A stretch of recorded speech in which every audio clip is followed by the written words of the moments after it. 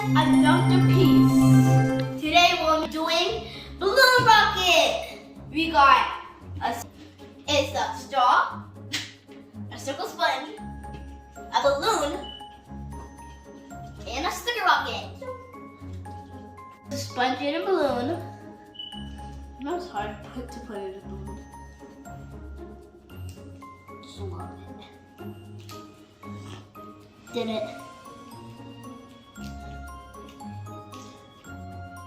Just like that.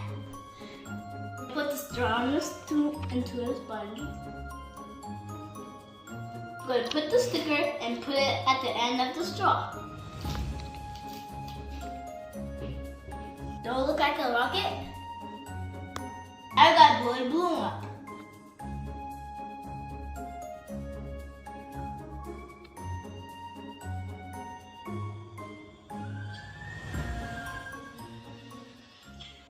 Ten minutes later.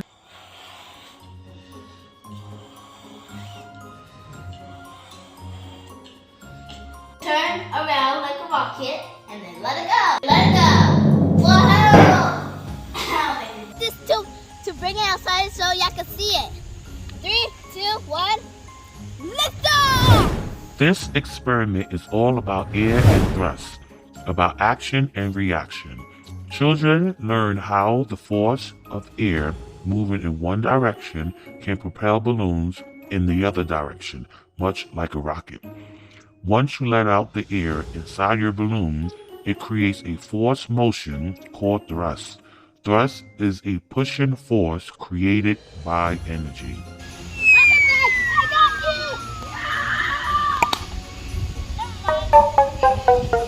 Next experiment we'll be doing is a blowing balloon. All we need for this next experiment is a test tube, a balloon, and a funnel.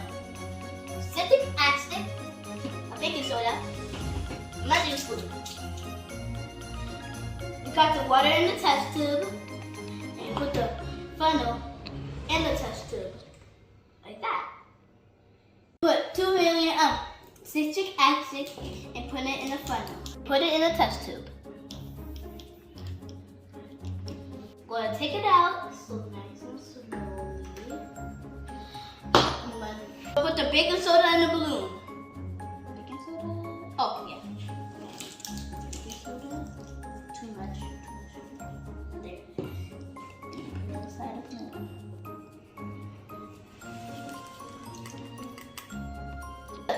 Balloon or the test tube. Watch the magic. Oh yeah. Baking soda is an alkaline substance, and an acidic citric acid will occur acid-base chemical reaction to produce a large amount of carbon dioxide gas. Carbon dioxide gathers more and more to blow up the balloon. Ta-da! Cool, right? I told you I'm only dinner style. Cool. Thanks for watching Crazy Scientists. I'm Dr. Peace. See you next time.